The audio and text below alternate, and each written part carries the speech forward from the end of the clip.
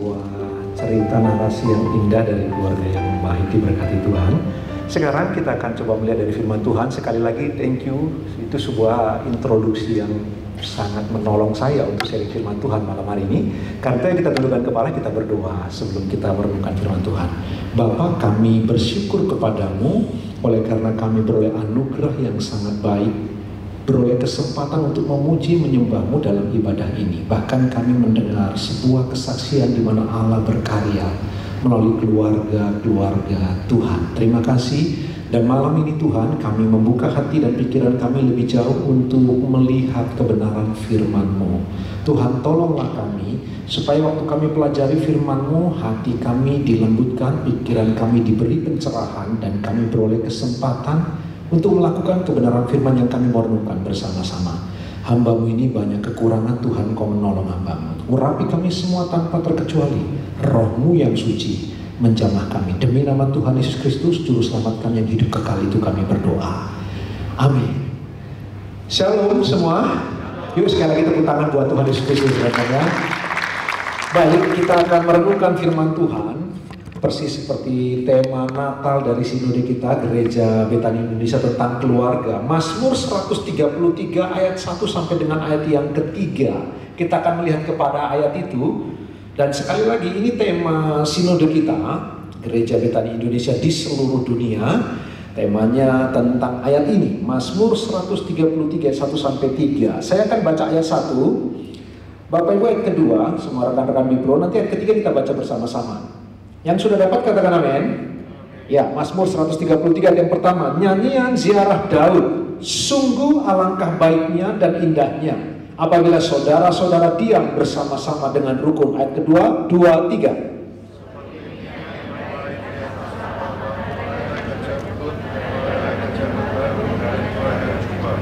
Ayat ketiga bersama-sama, 2, 3. Seperti embun gunung Hermon yang turun ke atas gunung-gunung Sion. Sebab kesanalah Tuhan memberitakan berkat kehidupan untuk selama-lamanya. Amin.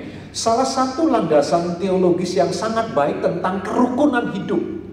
Memang teks ini pertama-tama kalau dilihat dari teks bahasa Ibraninya tentang keluarga. Lalu kemudian berkembang menjadi tentang peribadatan orang Israel. Nah, ada terjemahan yang agak membingungkan kadang ketika kita melihat judulnya nyanyian ziarah Daud. Di dalam bahasa Indonesia ziarah itu dekat dengan berkunjung ke kuburan. Ziarah itu seperti sebuah kegiatan yang ada hubungannya dengan kematian. Tapi terjemahan yang paling tepat sebenarnya nyanyian mendaki gitu. Naik ke Bukit Sion itu loh, naik ke Bait Allah itu. Nah, waktu mereka hendak naik ke Bait Allah, ini menjadi sebuah nyanyian bagi mereka. Mereka akan bernyanyi nyanyian ini waktu mereka mau masuk ke Bait Allah, beribadah kepada Tuhan yang hidup itu. Nah, perhatikan kata-kata Daud, nyanyian ziarah Daud, sungguh alangkah baiknya dan indahnya apabila saudara-saudara diam bersama dengan rukun. Rekan-rekan, waktu merenungkan bagian ini, coba pelajari, merenungkan, baca sana sini, Bapak Ibu yang dikasihi Tuhan. Ada hal yang menarik. Coba kita akan melihat dari keluarga, dari sisi keluarga, tapi kita juga melihat dari sisi Daud sebagai seorang raja di Israel. Bapak Ibu yang dikasihi Tuhan. Coba bayangkan begini, kita hidup satu keluarga, lalu gak ada kerukunan. Kita kerja di kantor, satu kantor dengan rekan, gak ada kerukunan. Kita melayani di gereja, lalu dalam pelayanan kepada Allah yang Maha Kudus nggak ada kerukunan. Apa jadinya bersama tanpa kerukunan? Coba pikirkan bagian ini dengan serius. Ketika engkau hidup bersama-sama, baik dengan keluarga, atau dengan rekan sekerja, atau dengan teman-teman di pelayanan, engkau bersama-sama setiap hari. Lalu di dalamnya engkau tidak boleh kerukunan. Hidup model apa kayak begitu?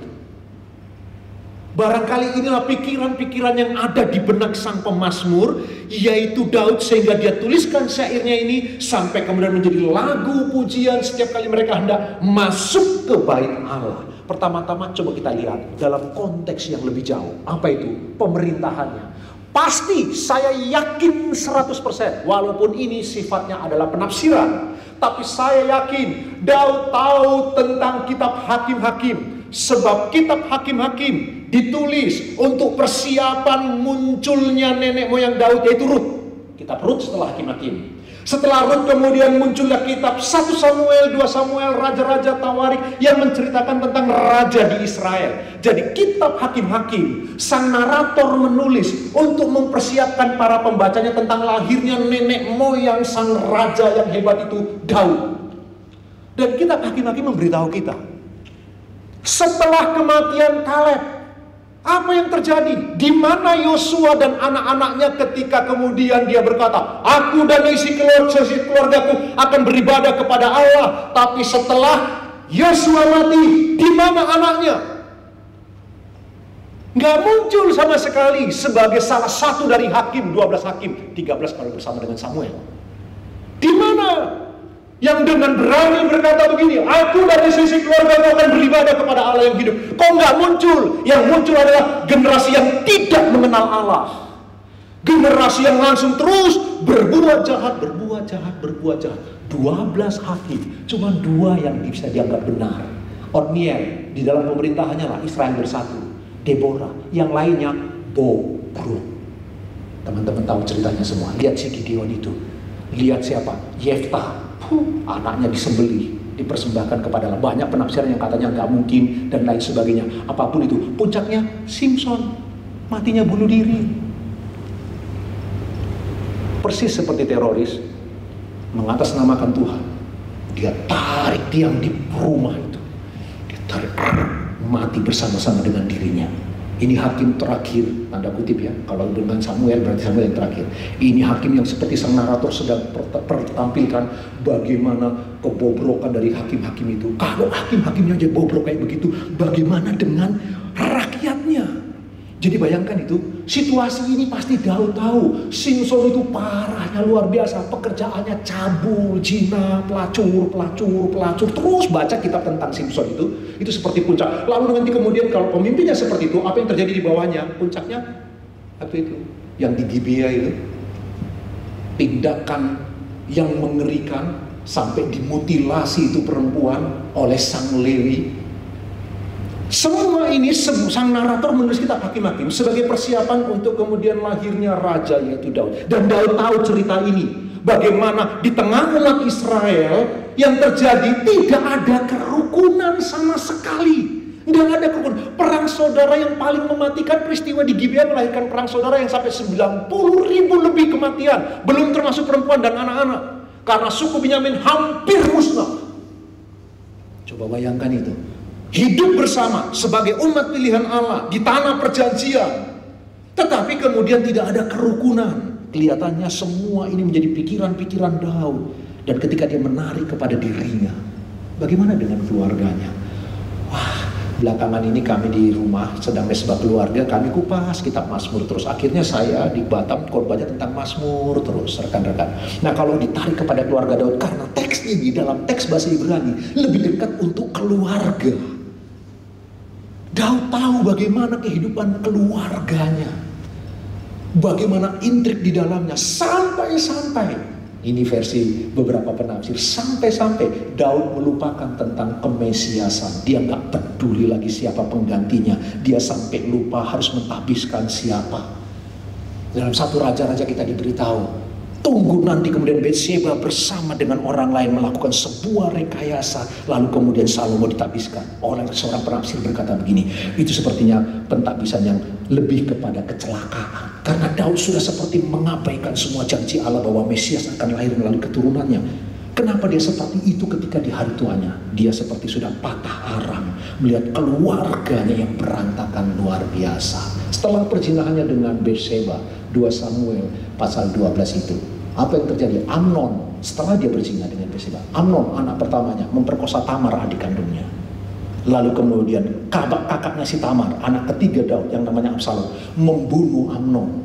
Lalu kemudian Absalom itu melakukan intrik, kemudian menyerang papanya si Daud, mengejar-ngejarnya. Ini keluarga mengerikan luar biasa. Semua ini pasti merangkum dari syair yang ditulis oleh Daud ini. Bagi dia kerukunan sebuah kerinduan yang luar biasa. Itu sebabnya kemudian ayat yang kedua dia beritahu seperti apa sih digambarkan kerukunan itu. Dia gambarkan dalam ayat kedua dan ayat ketiga. Dia menggunakan metafora, sebuah kiasan. Ayat kedua, seperti minyak yang baik di atas kepala, meleleh ke janggut, yang meleleh ke janggut Harun dan ke leher jubahnya.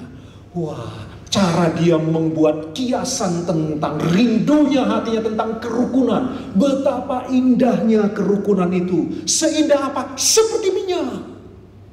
Wah, kata yang digunakan minyak yang khusus. Karena hanya digunakan untuk seorang imam besar yang 1 tahun sekali masuk ke ruang Maha Kudus. Minyak yang khusus. Matthew Henry mengatakan ini minyak yang suci. Sebab dia khusus.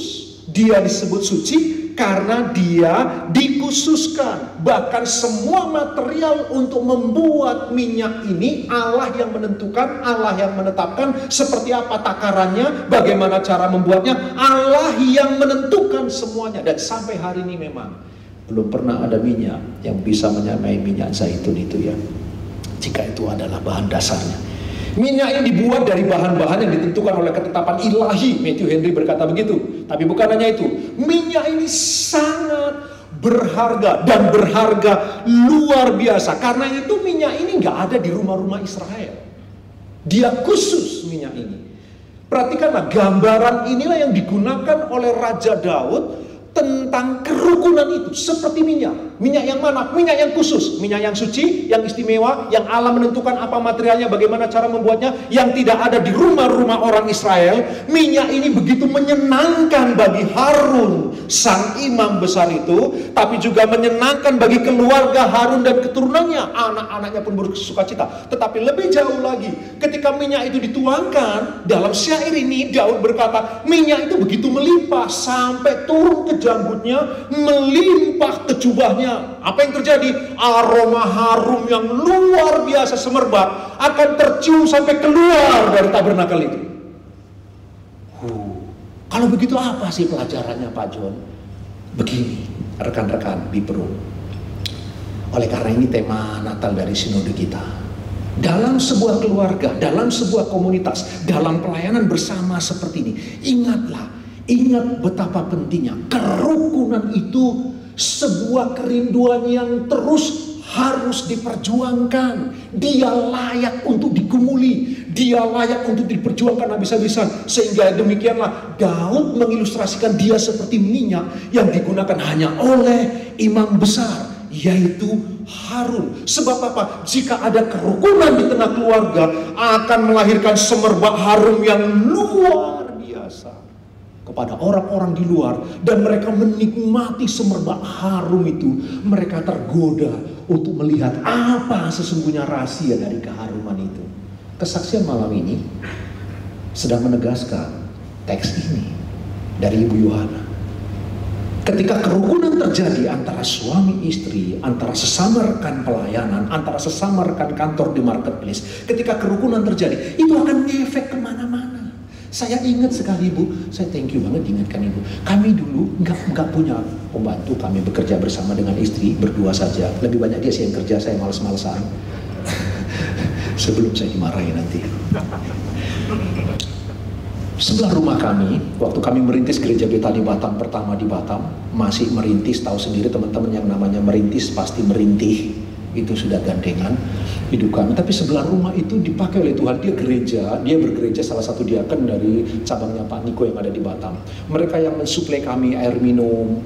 Jadi supaya kami nggak beli minum, dia punya filter sendiri, dia suling sendiri, jadi dia suplai kami setiap hari. Bukan hanya itu, kadang-kadang dia punya sepatu-sepatu yang sudah masih sangat bagus, tapi dia sudah nggak suka untuk pakai, dia suplai ke kami terima saja apa saja. Lalu kemudian antara dia dengan kami bukan hanya dekat, pembantunya juga jadi seperti terhubung banget, menyatu banget. Kalau saya pergi keluar kota ke Surabaya karena rumah kami kecil, nggak ada teralisnya, cukup berbahaya. Depan rumah kami Pak Ahok itu hampir tiap malam mabuk. Kalau dia mabuk dia keluarin pedang begitu. Satu-satunya orang ditakuti cuma John Panggabean karena saya bergaul dekat dengan dia. Jadi kadang-kadang istri saya takut tidur di kamar sendiri gitu karena nggak ada teralis, rumahnya kecil. Pembantu ini akan dikirim oleh tuan rumah untuk tidur bersama menemani istri saya dan anak saya. Kadang-kadang begitu. Yang terjadi kemudian dalam proses ini, terus persahabatan terjadi, rukun, terus dalam keluarga. Yang terjadi suatu kali, pembantu ini datang kepada istri saya. Itu dimulai dari anak saya yang Grace yang kecil. Yang kalau ibu ini sakit, namanya Ibu Baida. Kalau ibu ini sakit, dia bilang begini, Bu, mau sembuh? Waktu dia masih baru mau TK. Ibu mau sembuh? Saya doain dalam nama Yesus ya, sembuh. Ibu harus percaya Tuhan Yesus, kalau nggak masuk neraka. Wah, paling enak kalau anak kecil penginjilan, siapa yang mau marahin dia? Mau langsung saya mesti begitu.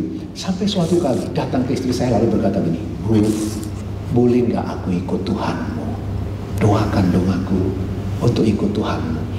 Rekan-rekan, ketika kerukunan terjadi, bahkan sesama anak Tuhan, beda gereja, dia beda pelayanan dengan kami, tapi kerukunan terjadi, berdampak kepada orang di sekitarnya. Saat yang digambarkan oleh Daud seperti minyak itu yang karena melimpah begitu rupa dari janggut turun sampai ke jubahnya melimpah sehingga aromanya begitu harum, itu berdampak kemana-mana. Aromanya itu mengundang orang bertanya-tanya ada apa di balik itu semua. Karena itu betapa pentingnya kerukunan dalam sebuah pelayanan, di dalam kita berkantor atau di dalam keluarga. Ini poin penting dan Daud tahu apa arti kerukunan dan sesungguhnya dia berjuang habis-habisan. Ini yang saya sedih dari tokoh-tokoh di Alkitab. Nanti kalau mau tahu, ini kayak spoiler gitu ya. Nanti minggu besok saya bicara tentang itu. Menariknya begini, orang-orang di Alkitab seringkali para prianya saleh, tapi saleh sendirian. Kemana istrinya? Kemana anak-anak mereka? Langka dicatat di Alkitab, suami istri mentaati Taurat tanpa bercacat itu langka sekali. Engkau akan sulit menemukannya ketika suami istri model kayak begitu. Itu sebabnya ketika mendengar kesaksian malam ini, Bapak Ibu harusnya ditegur keras ya. Kadang-kadang orang itu saleh sendirian. Si suami begitu saleh, antusias, sungguh-sungguh. Mana istrinya? Atau sebaliknya, si istri begitu saleh, sungguh-sungguh, habis-habisan, all out untuk Allah yang hidup itu. Mana suaminya? Padahal kerukunan itu harusnya adalah keduanya bergandengan bersama-sama. Keduanya yang adalah satu itu harus bersama-sama memperjuangkan semua yang terbaik supaya kerukunan terjadi. Sebab kerukunan akan membawa berkat yang luar biasa yang kemudian nanti akan diberitahu oleh Daud dalam Mazmur ini. Perhatikan kemudian kiasan yang kedua, metafora yang kedua, yang ketiga dia berkata seperti embun gunung Hermon yang turun ke atas gunung-gunung Sion. 25 Desember nanti Pak Anhan, akhirnya tim kami, tim pembangunan akan berangkat ke Israel. Kelihatannya kami akan masuk ke spot Gunung Hermon Pak Anhan. Karena dulu dengan Pak Anhan saya nggak diajak, sebab waktunya nggak cukup. Waktunya nggak cukup, kami waktu itu nggak cukup sama sekali. Padat, thank you Pak Anhan, waktu itu kita bukan hanya dipimpin, tapi dibayarin juga. Nah, Gunung Hermon. Nanti tanggal 25 Desember baru kami tahu seperti apa. Saya nggak pernah tahu, belum pernah tahu. Tapi saya coba browsing di internet Gunung Hermon. Oh, ternyata ada salju abadi. Salah satu gugusan gunung yang paling tinggi di sana kelihatannya Gunung Hermon. Karena ada salju abadi. Jadi ketika dia mencair, sekitarnya ketika yang tadinya tandus oleh karena cairan dari salju yang mencair itu melahirkan kesuburan. Bukan hanya itu, akan ada banyak embun di sana yang kemudian ditiup oleh angin mendatangkan hujan. Sebuah kiasan yang bagus sekali yang Daud menggunakan alam semesta ciptaan Allah itu untuk menyeberangkan kebenaran firman Allah. Jadi wahyu umum alam semesta dibungkus oleh Daud menjadi sebuah syair, menjadi wahyu khusus. Dalam teksnya ini seperti embun gunung Hermon yang turun ke atas gunung-gunung Sion. Ya, kerukunan itu akan melahirkan sebuah kesuburan. Seperti gunung Hermon mendatangkan kesuburan yang luar biasa, berdampak sangat luas, luar biasa. Begitulah kerukunan. Dia berdampak hampir-hampir tak dapat kita percayai. Bagaimana bisa? Perhatikan gereja mula-mula. Begitu mereka dipenuhi oleh Roh Kudus Allah, mereka hidup begitu luar biasa, saling berbagi, saling peduli. Mereka dikenal sebagai orang-orang yang rukun, orang-orang yang damai, dan dengannya Allah menarik banyak jiwa datang kepada Kristus. Banyak jiwa datang, banyak jiwa datang. Dimulai dari apa? Kerukunan. Kerukunan bisa menarik begitu rupa orang-orang untuk datang menyembah Allah yang hidup. Seperti embun Gunung Hermon yang turun ke atas gunung Sion. Rekan-rekan yang dikasih oleh Tuhan, kadang-kadang saya bingung. Waktu saya masih muda dulu, sekarang masih muda juga, baru 51 tahun. Tapi waktu saya muda dulu, ada beberapa kaum muda begitu percaya Tuhan, bergairah, menyala-nyala, on fire gitu. Tapi hidup jadi seperti alien, eksklusif, menarik diri. Godaan dari orang yang mencintai Tuhan sungguh-sungguh menjadi petapa suci, yang kemudian begitu sulit bergaul, menjadi begitu dingin, kaku, seakan-akan semakin dingin semakin rohani. Ada yang aneh. Apa yang terjadi kemudian? Waktu saya masih muda dulu, saya masih ingat orang-orang muda yang begitu menyala-nyala luar biasa, tapi tanpa bimbingan yang tepat, melahirkan apa? Di rumah nggak disukai. Mengatasnamakan gereja hampir terus-menerus melayani. Oh, nggak ada yang salah, seperti kesaksian Bu Yohana tadi, nggak ada yang salah dengan melayani Allah yang hidup. Tetapi ketika di rumah gagal untuk menjadi seperti Gunung Hermon yang mengalirkan aliran salju itu, gagal untuk menjadi terang di tengah keluarga sehingga tidak berdampak. Perjumpaan dengan Allah harusnya melahirkan hidup yang bisa menciptakan kerukunan di tengah komunitas yang terdekat. Betapa pentingnya. Itu sebabnya ada orang-orang tua yang begitu sulit untuk diinjili, oleh karena telah melihat anaknya yang masih muda ketika percaya Kristus bukannya membawa keramahan di tengah keluarga, bukannya membawa kerukunan, tapi konflik yang semakin tajam. Kita perlu memperhatikan bagian ini dengan serius. Waktu saya pulang ke Sumatera, papa saya HKBP. Dari HKBP, saya tidak mengatakan HKBP buruk kalau sedang menceritakan ini ya. Mereka juga tubuh Kristus. Dari HKBP berpindah kepada Metodis. Kalau begitu mereka adalah orang-orang dari aliran John Wesley, Wesleyan. Itu papa saya. Kemudian saya merantau. Waktu saya merantau, saya jadi orang Pentakosta karismatik. Biasa ciri khasnya dengan tanda fisik dibaptis Roh Kudus, tanda fisik awal berbahasa roh. Saya mengalami bagian itu. Lalu saya bersuka cita luar biasa. Waktu saya pulang ke Sumatera, saya mau izin sekolah Alkitab. Papa saya kaget. Hei, kamu karismatik? Iya Pak. Berarti kamu Pentakosta? Iya. Kamu bahasa roh? Iya Pak. Kok kamu hidupmu beda? Loh kenapa Pak? Kenapa enak sekali bersama dengan kami pergi ke pesta gini? Kok enak sekali? Loh emang apa yang salah pergi ke pesta? Kenapa engkau melihat kami makan darah? Kok engkau santai-santai saja? Loh ya silakan makan darah. Itu urusanmu bukan urusanku. Gak ada urusan dengan kita Pak. Tapi tetap aja Papa kan tubuh Kristus.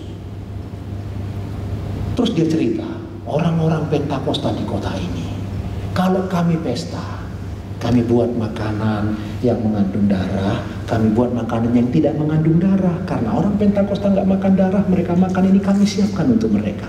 Tapi kalau orang Pentakosta bikin pesta, mereka buat semua makanan tidak ada darahnya, sehingga kami orang yang makan darah, kami nggak bisa makan karenanya. Bukan hanya itu, hanya karena beberapa dari kami merokok, bahkan kami tidak boleh mendekat kepada mereka. Itu sebabnya aliran kita begitu sulit masuk di kota kami. Bapak Ibu, beda kompromi, beda dengan kerukunan. Kita harus membedakan itu ya. Kompromi itu sudah yang jelas-jelas, itu dogma, secara dogma itu melanggar, secara doktrin itu berdosa, itu jelas. Tetapi kalau dia masih di bagian personal opinion, pendapat pribadi, asumsi-asumsi, seharusnya itu tidak boleh menjadi pemicu terjadinya perselisihan yang kemudian jauhnya kerukunan dalam tubuh Kristus. Perhatikan perkataan syair dari Daud ini. Telah dia pertimbangkan baik-baik semua perjalanan hidupnya yang tidak mudah mengiring Allah yang hidup. Bapak Ibu, kemudian dia menyimpulkan betapa pentingnya kerukunan, dan ini menjadi syair sebelum mereka masuk ke bait Allah itu. Dan dia berkata, kerukunan itu seperti minyak, kerukunan itu seperti embun. Minyak membawa aroma wewangian yang menyegarkan, tetapi embun itu seperti membawa kesuburan dan kelipat gandaan yang luar biasa bagi orang-orang yang memperjuangkan kerukunan. Dan dia kemudian mempersonifikasi berkat. Dia berkata begini, sebab kesanalah Tuhan memerintahkan berkat. Jadi si berkat seakan-akan dipersonifikasikan. Tuhan berkata, "Hai berkat, pergilah kepada mereka yang hidup rukun. Sebab mereka hidup rukun seperti minyak yang ada pada Harun, yang hanya dengan minyak itu Harun boleh bisa melayani di bait Allah. Sebab dia harus diurapi terlebih dahulu, baru bisa melayani bait Allah." Jadi berkat, dengarkan ini berkat. Pergilah kepada mereka yang hidupnya rukun. Mereka yang rukun seperti gunung Hermon itu, embun di gunung Hermon itu, yang mengalir ke Bukit Sion. Pergilah kepada mereka yang seperti itu. Jadi Tuhan, di dalam syair ini, Daud mempersonifikasi sang berkat yang Allah dengan kuasanya yang penuh memerintahkan berkat itu untuk datang kepada mereka yang hidup rukun. Dan ini, perhatikan, ini kebenaran umum. Ini common grace. Itu sebabnya orang yang tidak kenal Tuhan pun tak menyembah Yesus Kristus Tuhan dan Juru Selamat. Ketika keluarga mereka rukun, perhatikan hidup mereka. Baik-baik saja. Mereka tidak mengenal Allah, tapi mereka cuma beroleh anugerah umum melalui hati nurani. Mereka menjaga hati nurani mereka. Kemudian mereka belajar hidup rukun dalam keluarga, dalam sanak keluarga, anak mantu dan lain sebagainya. Kemudian mereka beroleh keberkatan. Bapak Ibu, bagi kita ini bukan hanya wahyu umum, ini wahyu khusus untuk Bapak Ibu dan saya. Karena itu kerukunan layak diperjuangkan. Karena melalui kerukunan Allah dengan tegas akan memerintahkan semua berkat-berkatnya itu kepada mereka yang hidup rukun. Dan tidak mudah. Tidak mudah. Saya akan tutup dengan cerita. Masih ingat Martin Luther? Saya ngomong kepada istri, saya ngomong kepada anak-anak saya. 2 putri saya sudah kuliah. Kami ambil keponakan kami 3, kami jadikan anak. Jadi ada di Batam sekarang. Kami cerita di mobil kepada mereka. Saya ngomong begini, di dalam mesbah keluarga juga saya cerita. Saya itu iri sekali dengan orang-orang seperti Martin Luther, Arminian, John Calvin. Mereka itu mencintai Tuhan itu luar biasa. Saya iri dengan Rasul Paulus, dengan Daud. Cara mereka mencintai Tuhan itu kok luar biasa ya. Kok aku ini enggak? Saya ngomong ke mereka, aku takut. Jangan-jangan aku mencintai Tuhan mati-matian. Karena aku takut pelayananku berantakan. Jadi aku mencintai dia supaya dia jaga pelayananku. Jangan-jangan aku mencintai Tuhan sungguh-sungguh supaya dia jaga keluargaku, supaya dia jaga anak-anakku, supaya aku diberkati, supaya hidupku lebih mudah. Lah kalau begitu ini tentang aku loh. Ini bukan tentang Tuhan. Jadi saya ngomong kepada mereka, bagaimana caramu mencintai Tuhan? Apa alasanmu mencintai Tuhan? Harusnya alasan kita mencintai Tuhan, dialah alasannya. Bukan kita ini alasannya, dialah alasannya. Nah ketika saya dalam seperti situasi yang seperti itu, kadang-kadang kalau lagi down gitu, mikir-mikir begitu. Baca satu artikel. Martin Luther, seseorang datang kepada Martin Luther dan berkata begini, Pak Martin Luther, betapa bahagianya engkau, pastilah engkau setiap hari mencintai Tuhan. Lalu Martin Luther ngomong begini, apa? Setiap hari aku mencintai Tuhan, aku lebih sering benci sekali kepada dia. Karena waktu aku butuh dia nggak ada. Kita tahu Martin Luther dikejar-kejar dan diburu-buru, diekskomunikasi oleh Katolik waktu itu. Kamu bilang aku mencintai Tuhan, aku lebih sering benci kepada dia. Wow, saya bingung baca artikel itu. Bahkan raksasa-raksasa iman itu punya rasa-rasa yang cukup bingung ketika belajar mencintai Allah yang hidup. Tapi ini yang saya mau beritahu.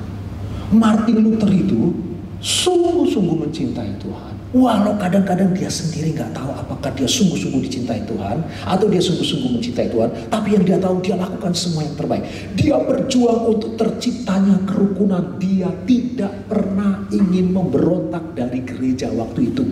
Dia tidak pernah punya motivasi ingin melakukan perpecahan dalam gereja waktu itu.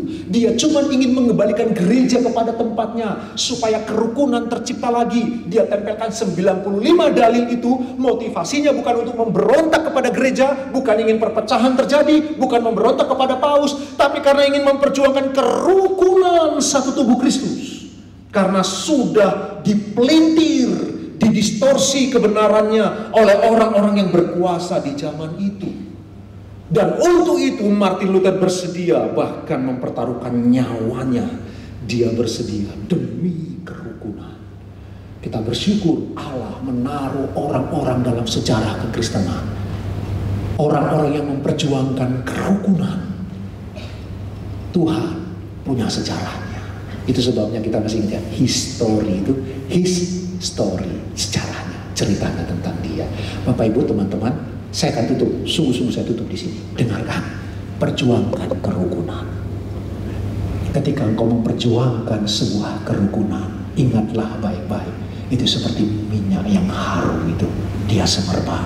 Tapi bukan hanya itu, dia seperti salju itu, embun yang mendatangkan kesuburan bagi mereka yang dilintasi oleh aliran dari cairnya sang salju itu. Dan untuk orang-orang seperti itu, Allah dengan otoritasnya yang mutlak akan memerintahkan berkat datang kepada kita. Tuhan Yesus memberkati kita semua. Yang tepuk tangan buat Tuhan.